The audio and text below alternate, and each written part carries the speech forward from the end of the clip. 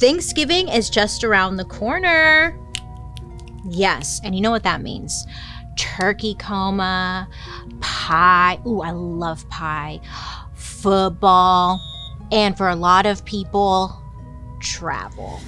Right? Now, according to TSA, yeah, the Wednesday before Thanksgiving and the Sunday after Thanksgiving are some of the busiest travel days of the year. Congratulations, you did it.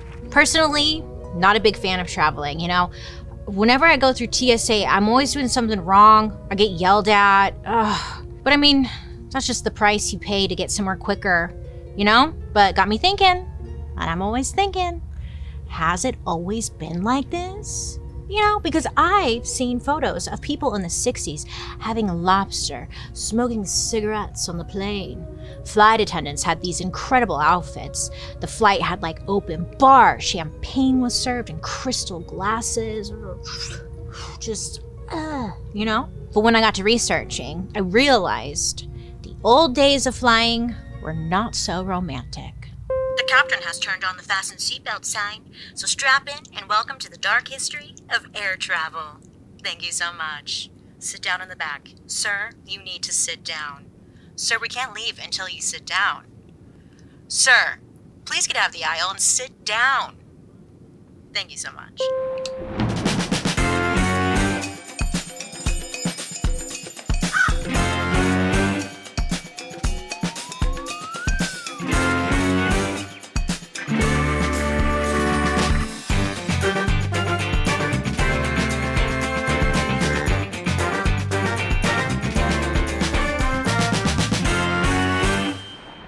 Hi friends, I hope you're having a wonderful day today. My name is Bailey Sarian, and I'd like to welcome you to my podcast, Dark History. Here, we believe history does not have to be boring. I mean, it might be tragic. Sometimes it's happy. But either way, it's our dark history. Now, before we get into it, don't forget to like and subscribe, because I'm always here posting new content. Yes, I am. And don't forget to let me know what you think. I love hearing from you guys in the comments section. Now, let's get into it. Look, do you remember learning about the Wright brothers from school? Well, let me tell you, if you don't remember, in 1903, the Wright brothers built and flew a small plane for about 12 seconds. Oh, baby, listen, those 12 seconds changed everything because it proved to people we could fly. Pretty incredible, honestly, right? For a while, like, flying a plane was just for show. Kind of like a circus act. You could like go see them at county fairs. They do spins and flips with just like one person in the plane. And honestly, it was like the highlight of the show. But of course, you know, big companies eventually see this as an opportunity to make money. And by 1914, the world's first ever commercial airplane took off in Florida. Yeah, 1914. That's a long time ago. Now listen, this airplane was actually called an airboat. Oh yeah. That's one of those old school planes with like an open seat and no roof. Kind of like a convertible. Here's a picture, I'm sure. Now this airboat could only hold 2 people, the pilot and then a passenger, but this was still very exciting. Oh, and just a little heads up for you listeners, we're mainly talking about like commercial airplanes here, not like everything before that, okay? Go with me on this journey. So on January 1st, 1914, the first commercial flight was ready to take off. And like a crowd, you know, they gathered to watch because they knew like they were going to be witnessing history. So the whole flight, it took only about 23 minutes from liftoff to landing. And it traveled about 18 miles going from St. Petersburg to Tampa. Now at the time, the only other way to get from St. Petersburg to Tampa was by train because it was separated by water. Now, the train ride, if you wanted to do that, it would take about 11 hours. So it wasn't ideal. 11 hours to 23 minutes? I mean, what are we, time traveling? What is this? It's just people's brains were exploding. They just, what? Now, with the airboat, it took less than half an hour. So people were like, you know, whoa, this is a miracle. So this first flight was a success. And after this, the plane gets on a schedule and it would take off like 4 times a day, and it would cost any future passengers around $5, which in today's money would be like $160. I know, at first I was like, well, wow, that's not that bad.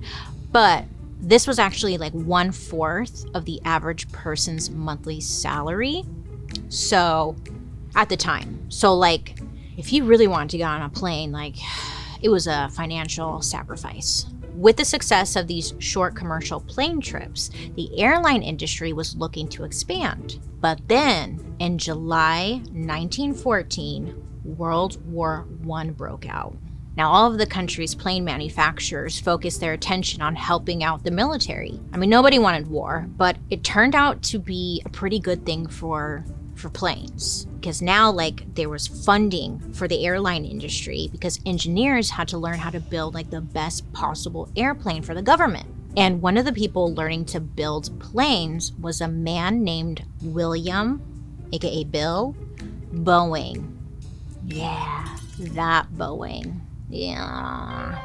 I don't know about you guys, but sometimes I need a reminder to check in with my skin. Like, she's stressed. She's breaking out, but I just keep doing the same old routine. That was until I started using the sponsor of today's episode, Apostrophe. Now, if you do not know, Apostrophe is an online platform that connects you with your very own dermatology team. Usually, I spend way too long like guessing what products might work for me, but with Apostrophe, I get access to experts who are ready to help customize my skincare concerns, my routine, whatever, and like make it right for me and my skin.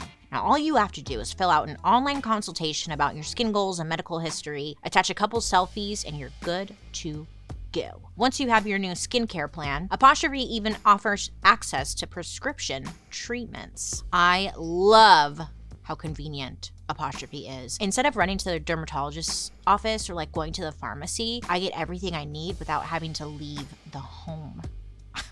Okay. And then my new skincare arrives right to my door. I love that. Apostrophe wants everyone to feel confident and love the skin they're in. We have a special deal for our audience. Get your first visit for only $5 at apostrophe.com/darkhistory when you use our code DARKHISTORY. That's a savings of $15, and this code is only available to our listeners. To get started, just go to apostrophe.com/darkhistory and click Get Started. Then use our code DARKHISTORY at sign up, and you'll get your first visit for only $5. A big thank you to Apostrophe for sponsoring this episode. Now let's get back to the story. So, Bill was born in 1881, and he was the first of 8 children. Now, his father was, I guess, very wealthy, and he had his own logging and mining business. But when Bill was only 9 years old, his dad had died from the flu, which was, like, sadly really common back then in the 1800s. So Bill, he had to grow up pretty fast and help his mom raise his siblings. So Bill started college at the turn of the century, but he ended up not finishing. He left school to take up the family logging business. Now, after doing that for a few years, he's feeling kind of aimless, Like, he hasn't found his thing yet. His passion, my purpose. And then in 1909, his life totally changed. Bill randomly decides to go to a convention in Seattle. Now, at the convention, there was an airplane demonstration. And Bill's like, yeah, I'll watch. But as soon as he heard the plane's propellers and watched the machine float up into the sky like freaking magic, his mind was just blown.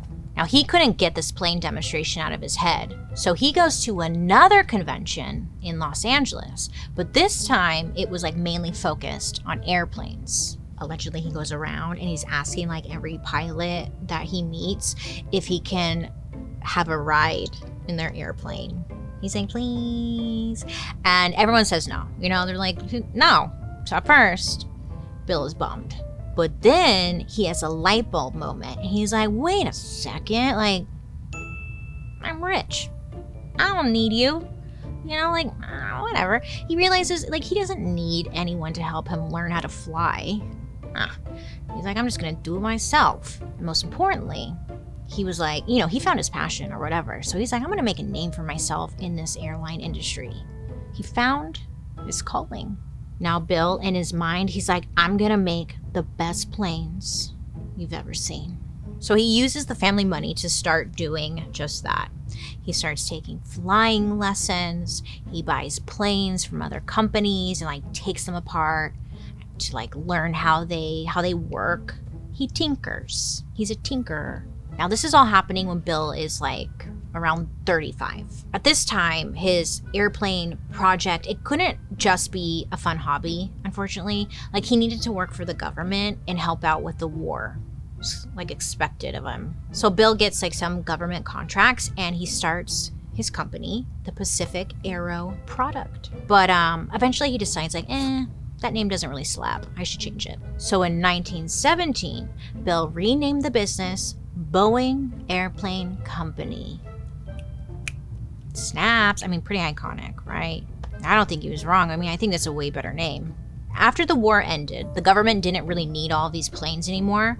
And like airplanes for everyday passengers were still, it was very rare. Like you weren't really doing that. So the government started to sell off the planes that they were no longer using. But other than that, this kind of seems like the end for the plane. There was no need for them. But by the mid-1920s, the boys in blue pull through. And no, I don't mean the police. I mean the mail carriers. Yeah.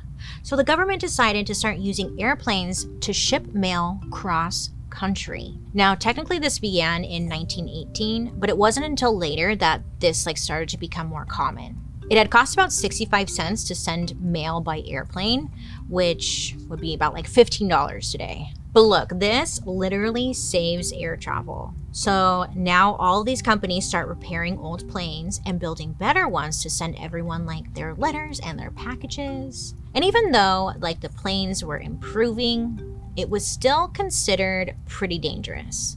Now, especially when it came to navigating. Imagine, close your eyes, go on this journey. You're flying an airplane. How do you know where you are? I don't know. Where am I? I don't know. How did they know? I don't know. Most pilots, they would have to navigate using landmarks that they could see from the sky. Yeah, I don't know. Or they would use paper maps. And I was going to try and describe to you what these paper maps look like, but it's really hard to explain what they look like because I know you're imagining just like a normal paper map, but this was like, it was like on a scroll. It was a whole situation. It just wasn't ideal, but it's what they had. Now, for a long time, there was like not really a way for the pilot to figure out exactly where they were. So it was kind of like, good luck. Good luck out there. Just look out for the Circle K, make a left at the Walmart, and then you should see a blue house, and I think you're there. Like that's how you got around, you know? In the late 1920s, some of these planes started to carry passengers instead of just mail. And at this time, it was like only for the rich. So now it was like the average plane ticket would cost around $260. And if you want a little conversion in today's money, that would be about $5,000. That's a lot, right? Which at the time was like half the cost of buying a brand new car. Could you imagine getting a brand new car for $10,000? Wow.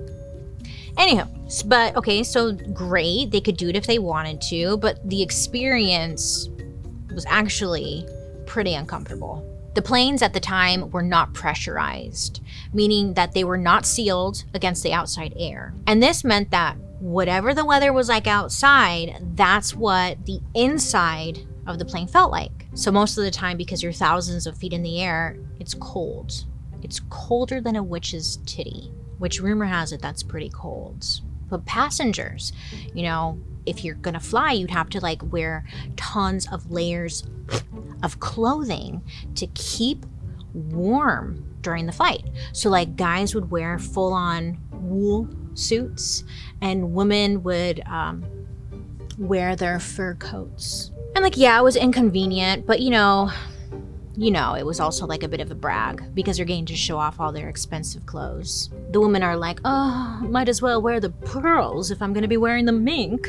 So also at the time, windows not fully sealed. This was a good thing because it allowed oxygen to come in so you wouldn't die.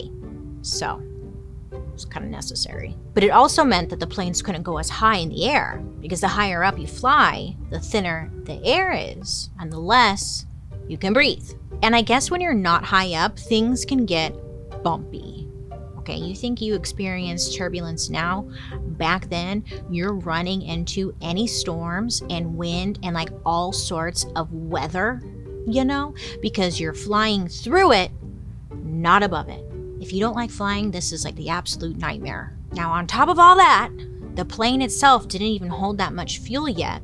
So oftentimes they would have to stop to refuel before making it to their final destination. So at this point, air travel is just rich people paying to sit inside a tube made of wood and metal. No AC, no heating, no oxygen flow. It's just a scary, bumpy ride with lots of stops. It was freaky and dangerous, and honestly, again, it seemed like this whole flying thing was just going to be like a passing fad. It wasn't going to really be a thing. But then, in 1930, a woman named Ellen Church would change the airline industry forever. So, flying around for the holidays, huh? Last year it got so crazy around here, I was arranging flights for Joan and the whole Crowford family. I mean, it was like chaos, huh? Yes, they can fly on their own, but Joan's mother insists on flying on a plane. Now this year, I'm getting organized. I'm making a website with all the information the Crowfords need once they get to town. And I know, it sounds like it's going to be a ton of work, but it won't be thanks to the sponsor of today's episode, Squarespace. Squarespace is the all-in-one website platform to help you stand out and succeed online. Whether you're just starting out or managing a growing brand, Squarespace makes it easy to create a great website and engage your audience all in one place, all on your terms. Squarespace makes designing your own site easy with their new cutting-edge AI technology. Their design intelligence system helps you create a personalized website that suits your specific needs, and it looks great doing it. Plus, you can add something called Acuity Scheduling to your site. Normally, it's there to help you accept client bookings and manage appointments, but for me, it's the perfect way to track when people are coming into town and when they're leaving. We want to see each other during the holidays? Well, book it as an appointment. Squarespace also helps you manage email campaigns. You can set up automated emails to reach out to your subscribers and increase traffic to your website. And I can use it to remind everyone that they need to show up to dinner at 6 p.m. Head to squarespace.com for a free trial, and when you're ready to launch, squarespace.com/darkhistory to save 10% off your first purchase of a website or domain. So in the late 1920s and early 1930s, there were no real airline attendants like today. It was like the co-pilot's job to look over the passengers. Now it was always a man, he would help them get into their seats, put their bags away, and during the flight, if they needed assistance, the pilot would leave the cockpit and help them with whatever they needed, which was super nice. But I'd be like, hey, didn't you have to fly the plane? I don't know. It's kind of sketchy, but customer service was great back then, I guess. And yeah, this was always a man. At this time, women were not allowed to work on these booby bouncer planes. Completely inappropriate. I say that because I was driving the other day. This is a side note. I was driving the other day and there was this older gentleman who had a bumper sticker on his car that said booby bouncer. And I was like, oh. Anyways, so I had to use it because I thought it was funny. Kind of gross, but whatever. Good for that guy. So booby bouncer, no women, no. But this is when Ellen Church enters the chat. Okay, so Ellen, she's born in 1904 in Iowa, and she was just a small town girl with big dreams. She grew up right at the dawn of flying. And during the summer, her favorite thing to do was to go to the local fair and watch the plane demonstrations. I mean, she's like, wow, it's so cool. Ellen made it her life goal to one day fly a plane. Problem, though, was that Ellen was a woman. Yeah, and women don't fly planes. Sorry. I mean, Amelia Earhart, we know her, hopefully, yes. I mean, she wasn't even a household name yet. Which, side note, let me know, should we do an episode on Amelia Earhart? Let me know down below. So instead, Ellen becomes a nurse, which is great, but it's not exactly what she wants to do. Eventually, she moves to San Francisco to work at a hospital, and I guess one of the perks of being in San Francisco was that she could take flying lessons. The other perk of being in San Francisco? That's where the Boeing headquarters was at. So one day in 1930, Ellen walks in and she asks for a job with their airline. Now, at first, the manager's like, no, women can't fly planes, you know? But then, according to the New York Times, Ellen says, quote, "Don't you think it would be a good psychology to have a woman up in the air? How is a man going to say he is afraid to fly when a woman is working on the plane?" He's like, I don't know what he's thinking. But the manager thinks for a second. And he's like, well, you know, we were going to start hiring someone to take care of the passengers like they've done in Europe. So can you do that? And boom, Ellen gets hired as a stewardess. She's pretty much creating this job right here. Now, on top of that, they saw it beneficial to have her on board just in case there was an emergency and they needed her medical skills. Because she's a nurse, you know? So she was a stewardess/airplane nurse. But there was a catch. Boeing tells Ellen she can only have the job if she finds 7 other women nurses to do it with her. Passengers were getting motion sickness and many were just nervous, right? So they thought it would bring comfort to have a mother-like figure on the plane. You know, it'd be adding a sense of security to the people. Plus, again, if there was an emergency, nurse.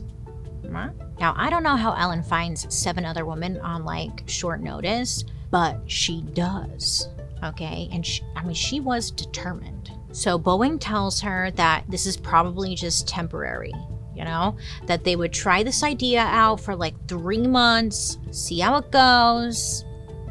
And, you know, I'm not making any promises. So Ellen agrees, and she gets her crew together, and on May 15th, 1930, the 8 women take off on their first flight from San Francisco to Chicago, with 1 stop in Wyoming to refuel. Ooh, exciting. The flight would take just 20 hours to complete. That's it. That's great. So during the flight, the women would take care of the passengers. If they got sick, they would help them with the luggage and seating. They passed out food, which was usually a cold sandwich or maybe like some cold fried chicken, you know? I guess when the plane would stop to refuel, the flight attendants, they would go like run to the nearest restaurant and grab food for the passengers. And like, yeah, sometimes it would be cold, but hey, it was still food, you know? I mean, they were making it work. You know, I wish they would have like McDonald's on the flight. Why don't they do that? Like, why doesn't McDonald's partner with airlines? I just want fries when I'm flying, you know? I don't know. I think about that. Like fast food companies, you think they would partner with airlines, and right? No? Okay, never mind. I'm getting off track. That's not the point. Food is on planes. Another thing these women were responsible for? Well, keeping people in their seats. And no, I'm not talking about making sure they didn't walk around. Apparently, there was so much turbulence on these planes, people's seats would come unscrewed all the time. So, you know, the women had to make sure that the seats were screwed down into the plane at all times.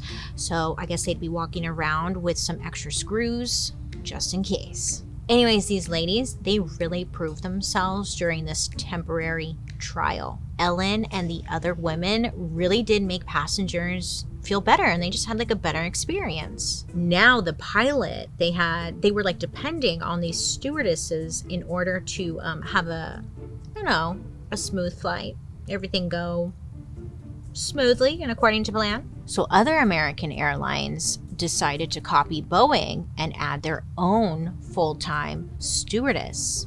And then another war rolled around. And just like with the last war, well, if you don't know, it's World War II, okay? It comes. Just like the last war, now there were even more like advancements in airplane technology. So they made like better planes and stuff to fight in the war, and that really created the opportunity for more commercial flights to be better and more advanced. The time from around 1940 to about 1960, this became known as the golden age of flying. Golden! If you're listening on the podcast, I'm wearing a golden airplane pin. They always dress up, so I got a pin. Shut up. Anyways, look, okay, golden age of flying, great. We love that. But there was still room for improvement, you could say.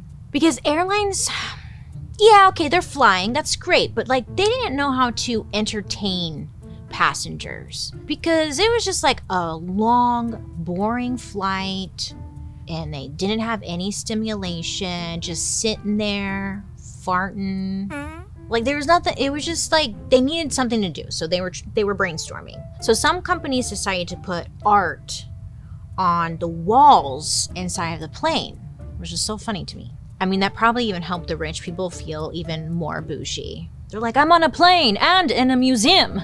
Is that the Mona Lisa? Oh, champagne, please. You know, just fancy. It also became popular for a while to give passengers postcards to write while they flew, which is cute. I mean, the postcards would have an image of like the plane on it or a picture of the destination, like where they were going. So they're like, here, write something. Like the idea was to write to their loved ones. And then once you landed, you could mail it. I'm not sure how well it did because, I mean, I'm thinking over here that the postcards probably were written all shaky because of the turbulence. You're like, dear mom, you know. But it's the thought that counts. I mean, other than that, you got art on the wall. You can write a postcard. Many would pass the time by lighting up their favorite cigarette or cigar. You know, have a smoke while in the air. Oh, yes. The life of the rich and the glamorous. Secondhand smoke for everyone. God, it must have been stinky in there. Everyone's eyes are burning. You come out smelling your... You know when you're like around a lot of smoke and your hair stinks and you're like, it's not a wash day. But now it has to be a wash day because my hair smells, you know? That's annoying. It's an inconvenience. Anywho, but everyone smoked. Great. Looking at art, writing postcards. It was a good time. Still, flying was considered dangerous. The ride was bumpy. The food was cold. The air was smoky. I mean, besides getting to your destination quicker, you know, was there anything else that made people want to fly? Well, I'm glad you asked. The answer when we come back. I'm guessing a lot of you are like me and had read more books as one of your 2024 resolutions. Well, if you're behind on reaching that goal, now is the best time to catch up with Audible. That's because Audible's best of 2024 picks are here. You don't have to waste time searching for the perfect audiobook because other listeners have found them for you. You can discover this year's top audiobooks, podcasts, and originals in all your favorite genres.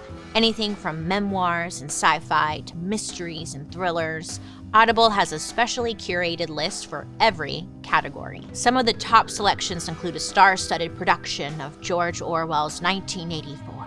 Oh yeah, it's like this whole production, listen. It's narrated by Andrew Garfield, Cynthia Erivo, and Tom Hardy.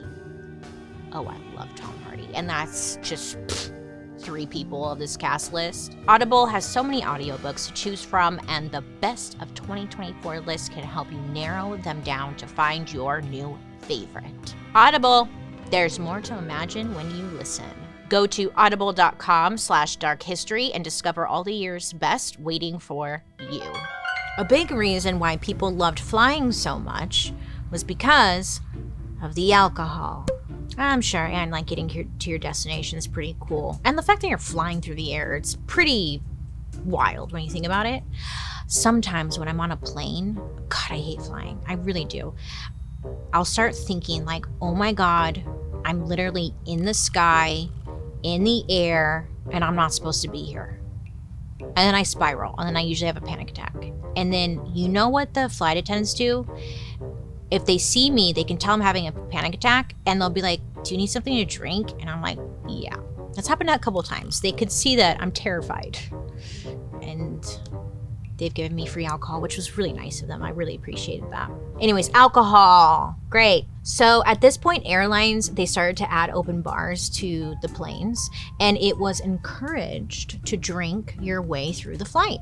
So this way, if you've got to sit in a cold, shaky metal tube that stops constantly, at least you'll be relaxed and not care if the plane goes down in a fiery blaze. So people would get sloshed, is what I'm getting at. Side note, is it? Kinda. Well, once airplanes were able to heat the cabins, I guess flight attendants, they used to jack up the heat so that the drunk people would just pass out. And honestly, it was a great idea. I don't know, you see all these TikToks and stuff of people acting all wild on airplanes and being assholes? Were they like that back then? That's what I was trying to figure out. Or were they drunk with manners? Because people now are drunk and messy. Were they drunk and messy back then? Or were they drunk and classy? The research I should have looked up. But people were getting drunk. You get it. That's the point. Flying was like one long happy hour. I mean, over in Germany, they had, and they still have, an airline called Lufthansa, and they took happy hour to a whole new level. So in the 60s, they were trying to rehab their image after World War II, because if you were a German company, chances are you were still being associated with Nazis. Fair. So they wanted to rebrand a little. So they had their flight attendants dress up in those traditional beer maiden outfits, and they served special Oktoberfest beer. Kind of love that, right? I don't know. So at this point, it seems like planes are becoming more accessible to everyday people. I mean, you still had to have money to fly, but it wasn't as expensive as it used to be. But, that doesn't mean everyone was welcome. For people of color, flights were usually just as racist as being on the ground. They were usually made to sit in a different section of the plane than the white passengers. For example, if you were black and you tried to buy a plane ticket over the phone, companies trained their employees to profile a person. And if the phone operator thought you were black, they would put you on a specific flight. That wasn't the only problem. The flight attendants, they could kick you off the plane for any reason at any point. Ella Fitzgerald, you know her, a world famous jazz singer, she actually had this happen to her. In 1954, she was flying from San Francisco to Sydney, Australia. She was on tour and she was going to Australia to do a performance. Ella was black, and the staff on the plane, they took note. The plane made a stop in Hawaii to get more fuel. So when they would get more fuel, the passengers would all have to get off of the plane, you would wait, and then you would have to get back on. But when Ella and her crew went to get back on with everyone else, they specifically were not allowed. They're like, what the fuck, The plane took off with their suitcases and everything and just left them there. Ella and her friends were left and stuck in Honolulu. After 3 long days, they finally got on a new flight, and later they were told why this happened, and the company, Pan American, said that it was just an accident. Now, Ella clearly knew this was not a freaking accident. She would later sue the airline company Pan Am for discrimination, and she would win the case. Hell yeah. But, this wasn't the norm for non-celebrity people. You can just go sue. It's not an easy process. So a lot of them would just get left behind, and that was it. It was a common practice for airlines to remove black passengers from flights if a white passenger just wanted their seat for any reason. Pan Am, or Pan American, was considered the best airline from the 1940s to the 1970s. They were known for providing a luxurious service during flight. They literally marketed themselves as the world's most experienced airline. So Pan Am was the first airline to ever offer around the world service. So starting in 1947, they launched flights that stopped in major cities within North America, Europe, the Middle East, Asia, and then back to America. It was wild. But at this time, their planes were still running on a propeller system, and these were super loud, and they were not very dependable. Then in the 1950s, jet planes were invented. So Pan Am started flying 707s, and these were the biggest planes in the sky at that time. These were huge. You ever look at a plane and you're how does that thing fly? How does that heavy thing that weighs a bajillion pounds fly in the sky. None of it makes sense to me. None of it makes sense to me. Okay, anyways, but these were huge. Now, the engines on these jet planes would get people to their destination way faster. And you know who, like, manufactured these planes? Boeing. Yeah, Boeing manufactured, like, a ton of planes, and then these other companies would, like, buy them, like Pan Am, you know, and make it their plane, but, like, they're all pretty much Boeing. Boeing pretty much owns the freaking all the planes. Okay, great. I'm glad we had that talk. So Pan Am starts advertising their super fast flights. They're like 6.5 hours to London, 7 hours to Paris. I mean, what? Before, these flights easily would take like 14 hours, and now they were half of the time. This was major time traveling. Plus, you know, these planes, they were huge, right? So they would have these plush seats that would unfold into beds. They also had like full sleeping areas.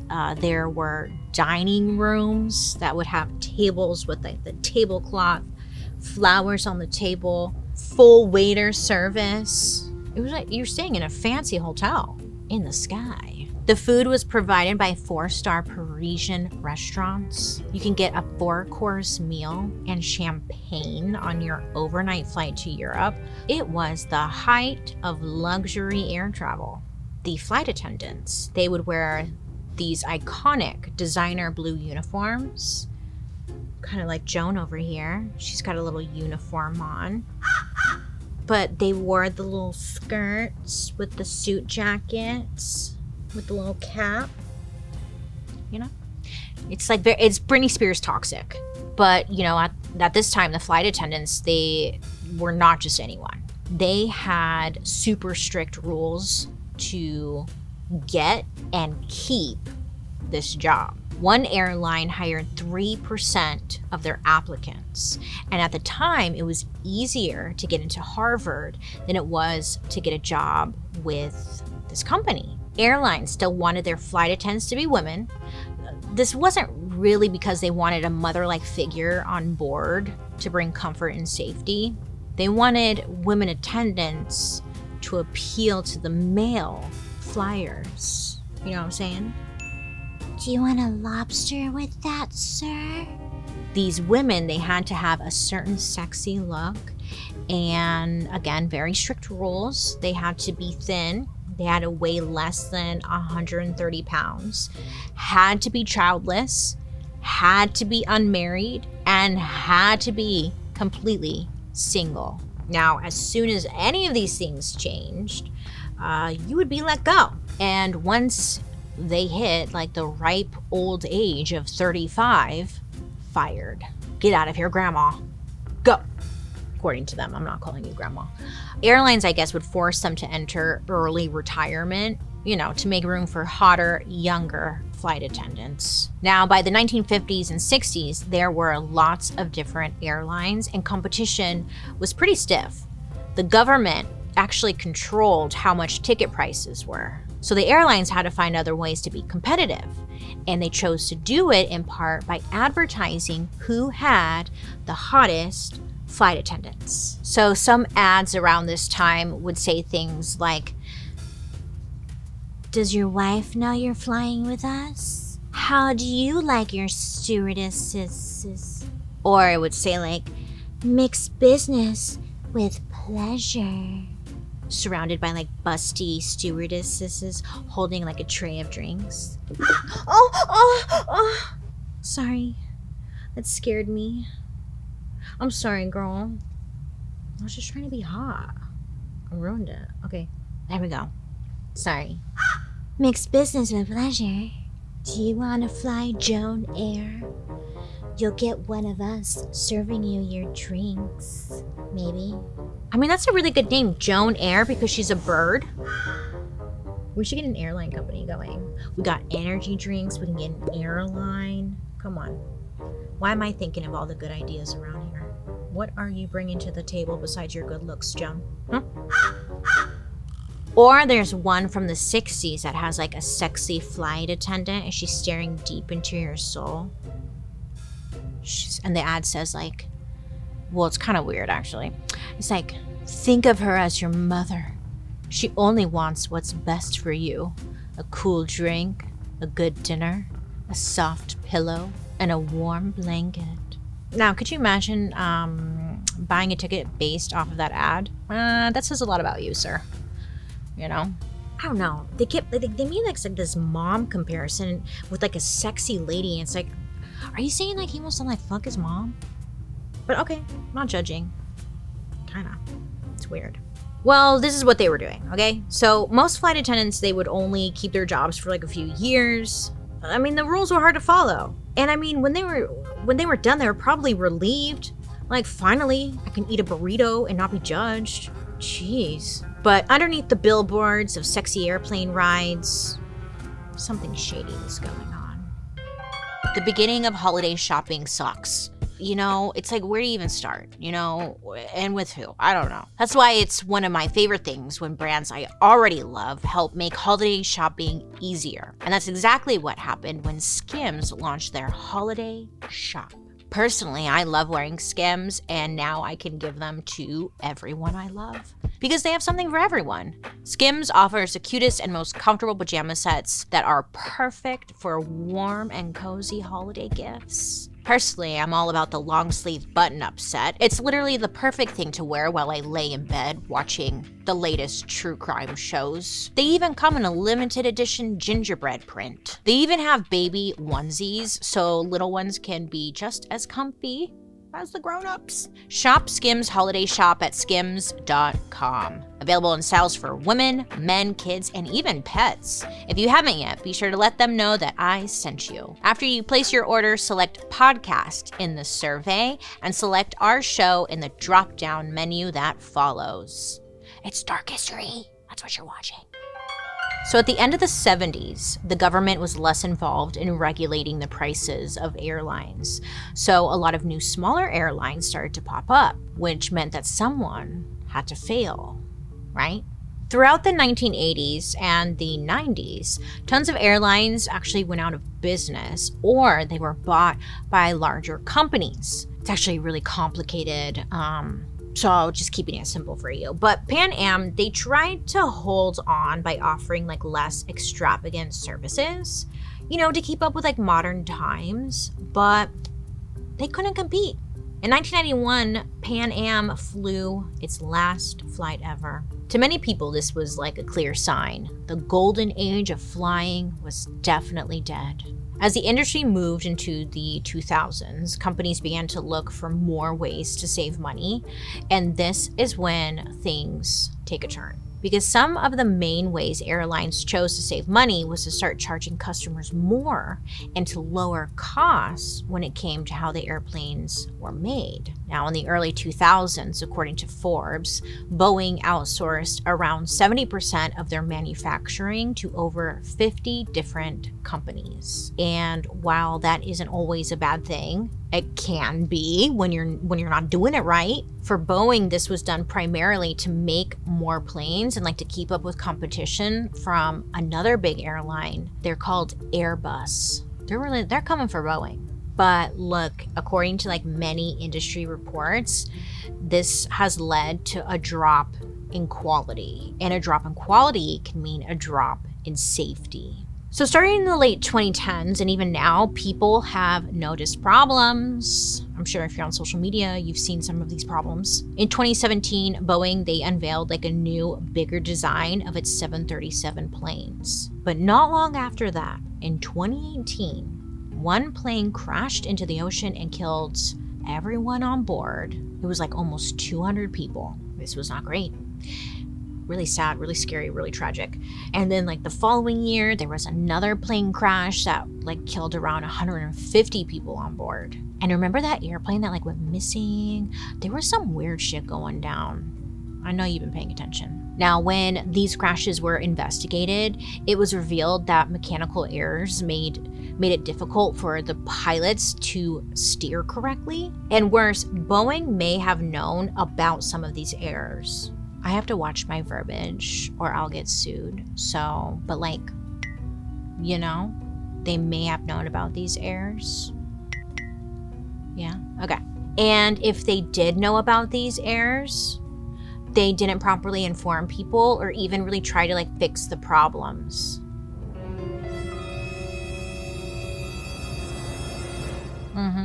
Then, in early 2024, Boeing planes just start breaking. In January of this year, the door to a plane broke off mid-flight. Did you see that? It's just like, I don't know, snapped off, blew away. It was like the Wizard of Oz when she's in the house and that tornado's coming and like the door isn't it the door gets sucked off? It's like that. Oh my God, scary. Just scary. I would be crying. Oh, I hate flying. Anywho, there were like issues with windows flying off, wheels getting stuck, engine stalling. Again, you've probably seen the stories on social media. And it kind of felt like it was a running joke. Like, oh, is it a Boeing airplane? You know, super scary, honestly. After this, there were more investigations done, and some workers even started to come forward about suspicious activity that they had noticed when it came to building the planes. Joshua Dean was a worker at the Boeing factory in Kansas, and in 2022, Joshua realized that some of the planes didn't have the right screws in the doors. Now, I'm sure you're aware, because you have a brain, right? Like, not having the right screws can lead to, like, problems, potentially dangerous problems. But when he raised the flag to the higher-ups, I guess he got ignored. Then in 2023, Joshua got fired for allegedly not noticing a different problem with the planes. I think they were just looking for a reason to fire him. That's just my opinion. And so in return, Joshua, he sues. So in court, Joshua brings up the initial problems that he found and he brings the receipts, okay? Now, less than a year later, he was proven right when the door of a newly built Boeing plane breaks off mid-flight. Now, this starts to blow up online and people are like, hell yeah, a Boeing whistleblower. Like, what is this about? Let's hear him out. What's he got to say? What's going on? But tragedy strikes in May 2024 when Joshua dies out of nowhere. Now, the weird part was that it happened very quickly. Now, his family described him as like a very healthy man in his 40s. He dieted, he exercised, he took care of himself. His wife said that like he rarely got sick. And in just a few weeks, from mid-April to early May, he was hospitalized. Now, I guess he had severe infections and like lung problems, and his health got worse and worse, and then he died. Aqua Tofana. They totally did. They Aqua Tofana him. Allegedly, in my opinion. Personally, I believe. Maybe. Don't sue me. Oh, and then, a few months before, another ex-Boeing whistleblower named John Barnett also died. Did you see this one? I know you saw this one online too. He had been in a lawsuit against Boeing. And in the middle of the trial, John allegedly went out to his car, like in the parking lot, and took his own life. He I don't know if you saw it, but it was online. There was a letter that he wrote before he took his own life. And it's bizarre. It's freaky. I don't know. The whole thing gives me the goosebumps. To many people who knew him, it seemed like this came out of nowhere, you know? And usually, to be fair, like a lot of the times when somebody takes their own life, it can seem like it comes out of nowhere. So he may have just been struggling. But I think a lot of us just believe, we just think like Boeing had some kind of part in there. I bet you they were going to do something dirty, like take all of his money, ruin his whole freaking life. I don't know. Or maybe not. Anywho, get back on track, Bailey. Am I gonna get Boeinged? Add them to the list. We got Monsanto, Nestle, Boeing. Who else is coming after me? The Russians. Stalin. The Stalin lovers. They were after me. Oh my God. The comment section was so crazy. The people who were roasting me about remember the fragrance episode? Oh my, don't even get me started. I'm on everyone's shit list. So, again, weird deaths. Many people were thinking that these deaths were a cover-up. And some disagree, right? Some were like, no, you guys are being crazy. Regardless, the public has been talking, and to many, Flying just doesn't seem as safe as it once was. But like after today's episode, I don't think it ever really was safe. Like it's always been like just cross your fingers and hope it goes well. And look, like we haven't even really talked about the real flying experience for the average person, right? I mean, it's awful. You spend a few $100s to get a ticket. Your bags cost extra. You're sweating. There's signs everywhere and you still don't know where to go. You're like, where do I go? What am I doing? What? Where am I? Is this the right place? Whenever I go to the airport, the whole way I am questioning myself until I get to the gate. And then I'm like, okay, I did it somehow. I don't know how. Then you're crammed into a tiny seat for hours. You're gonna climb over people to go to the bathroom and you feel like such a big inconvenience to their lives. Everyone on board is like grumpy, rude, gassy. Everyone's so gassy. You get a little cup of water and you're like, wow, thanks. And sometimes you get heated nuts if you're lucky. And for me, once that door shuts, I am praying the whole way there that door doesn't break off or a window doesn't crack open when we're 30,000 feet in the air. This episode is bringing me lots of anxiety. But still, like, all of that, it still seems better than a 20-hour train ride, I guess, you know? Look, at the end of the day, none of this even matters. Because while we were talking to our expert for today's episode, he shared that scientists are predicting we're going to run out of fuel for airplanes in less than 100 years. That's right. It's not like planes are, like Teslas. We can't just swap out their jet fuel engines for electric engines. It's a cool idea, it's a cool thought, but like as of today, there isn't a path forward to flying planes without petrol fuel. I guess Boeing and other companies are trying to create something called biofuel planes. Essentially, they would run on synthetic versions of fuel made out of corn and other plants. But so far, no one has come close to like figuring it out. So, at the end of the day, maybe I should just shut up and enjoy the plane while we have it, huh? Because who knows what travel is going to look like in the future.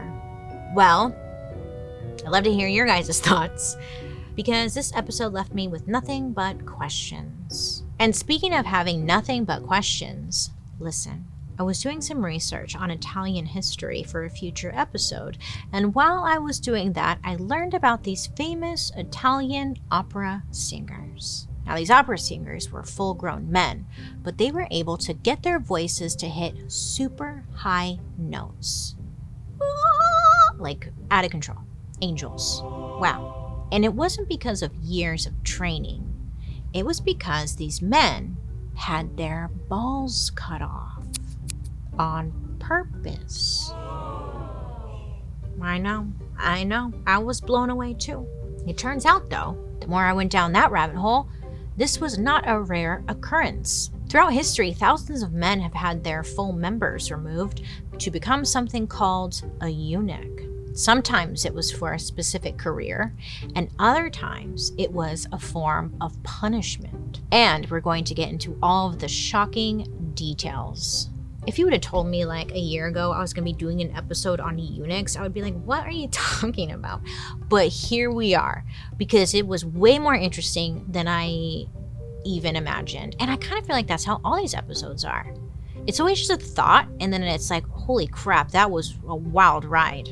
So join us next time for the dark history of eunuchs. By the way, we are dark next week, so there won't be a new upload, but we'll be back on December 4th with the eunuchs episode.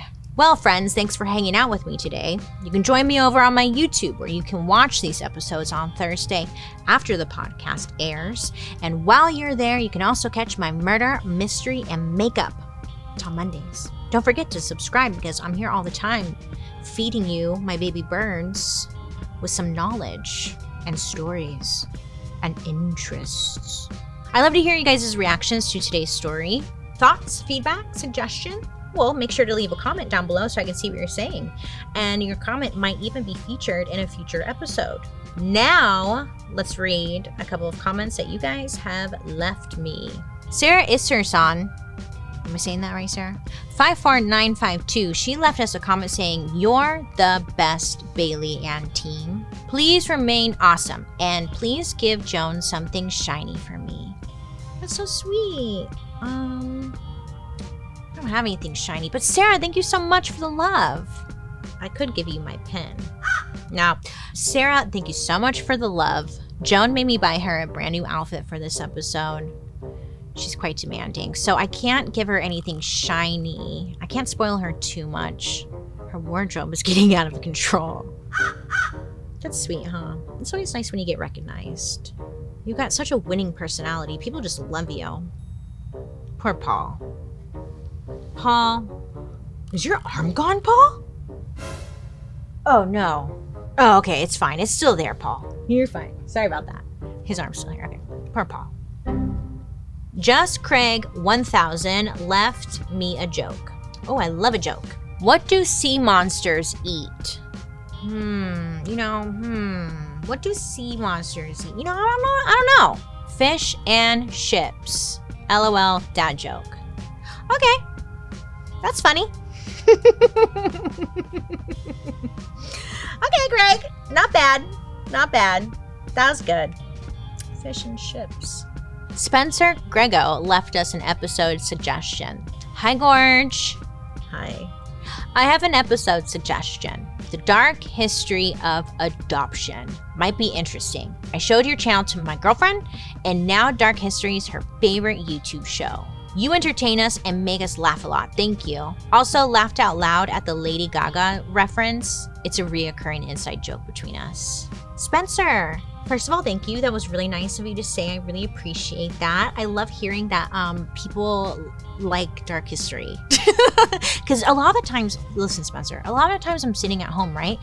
And it's just like me and bozos. And I'm talking to you guys, and I forget, sometimes I wonder, are people even listening? I don't know. I don't know. So it's always nice to hear that you guys like the episodes. It means a lot. And also, great episode suggestion. You know what's funny? Kind of been looking into this for a future episode. So I think we're on the same brainwave. Also, I love being a part of Inside Jokes. Thank you for including me. I love you guys so much for watching and engaging, so keep commenting because maybe you'll be featured in a future episode. And hey, if you don't know, Dark History is an Audio Boom original. A special thank you to our expert, Guillaume de Sion. And I'm your host, Bailey Sarian. I hope you have a good day. You make good choices. Be safe out there. And if you see me on the airplane, just know I'm dying inside. Talk to you guys later. Bye.